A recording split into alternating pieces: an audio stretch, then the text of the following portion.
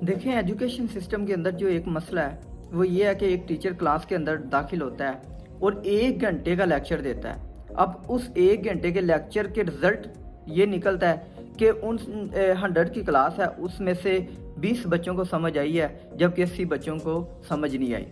अब इसमें मसला क्या है, कहाँ पे कमज़ोरी आती है कि बच्चों को समझ नहीं आई। जो टीचर ने नॉलेज ये पढ़ाया होता है वो बच्चे के अंदर ट्रांसफ़र नहीं हो पाता। इसमें मसला कहाँ पे आ रहा है? अब इसमें मसला मैं आपको बताता हूँ कि कहाँ पे आ रहा है। टीचर्स के लिए भी ये ज़रूरी है कि वो इन पॉइंट्स को समझे। अब टीचर जो है वो क्लास के अंदर दाखिल हुआ, अब उसने कुछ चीज़ें नोट करनी है क्लास के हवाले से। सबसे पहली चीज़ ये देखनी है कि बच्चों की करंट सिचुएशन कैसी है, कि आज बच्चे पढ़ना चाहते हैं, नहीं पढ़ना चाहते या कितना पढ़ना चाहते हैं। दूसरी बात ये कि एक टीचर को स्टूडेंट की साइकी का पता होना चाहिए, स्टूडेंट की नफ्सियात का पता होना चाहिए। जिस उस्ताद को अपने तालिब इल्म की नफ्सियात का नहीं ना पता, मैं उसको टीचर ही नहीं मानता। आपको पता होना चाहिए कि मेरे स्टूडेंट को कौन सी परेशानी है, मेरे स्टूडेंट को कौन से ऐसे प्रॉब्लम है जो पढ़ने नहीं दे रहे, मेरे स्टूडेंट के अंदर कौन सी ऐसी कमियां हैं जो इसके अंदर नॉलेज ऑब्जर्व नहीं करने दे रही। तीसरी बात आपने ये नोट करनी है कि मेरा स्टूडेंट कितना पढ़ना चाहता है। हर चीज़ की एक लिमिट होती है। आपका दिमाग है ना, वो एक लिमिट तक सही काम करेगा।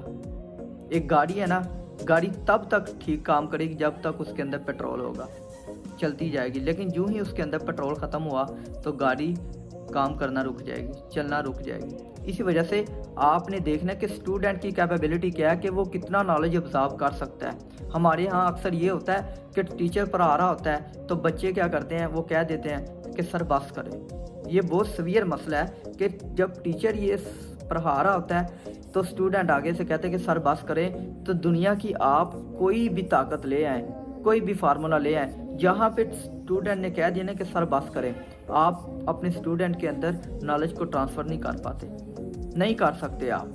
फिर आपकी ज़िद हो वो एक अलग बात है, लेकिन वहाँ पे आपको मेरे ख्याल से वहाँ पे आपको स्टॉप कर देना चाहिए।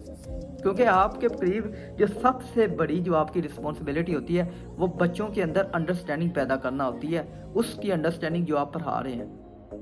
लेकिन अगर आपको बच्चे की साइकी का नहीं पता, अगर आप बच्चे की नफ्सियात को नहीं समझते, अगर आप बच्चे की मेंटल हेल्थ का नहीं पता, अगर आपको बच्चे की अब्जॉर्बेंस कैपेसिटी का नहीं पता, तो फिर आप मुझे बताएं तो आप कैसे बच्चे के अंदर नॉलेज ट्रांसफ़र करेंगे। आपको तो केमिस्ट्री अच्छी आती है, आपको तो बायोलॉजी अच्छी आती है, आपको तो उर्दू अच्छी आती है, लेकिन वो टिप्स कौन सी है जिनकी वजह से आपने उर्दू, बायोलॉजी, केमिस्ट्री को अपने बच्चे के अंदर ट्रांसफ़र करना है, अपने बच्चे के माइंड में ट्रांसफ़र करना है। सबसे पहले आपने इन चीज़ों पे गौर करें, सबसे पहले आप इन चीज़ों को पढ़ें, उसके बाद फिर आप पढ़ाएं।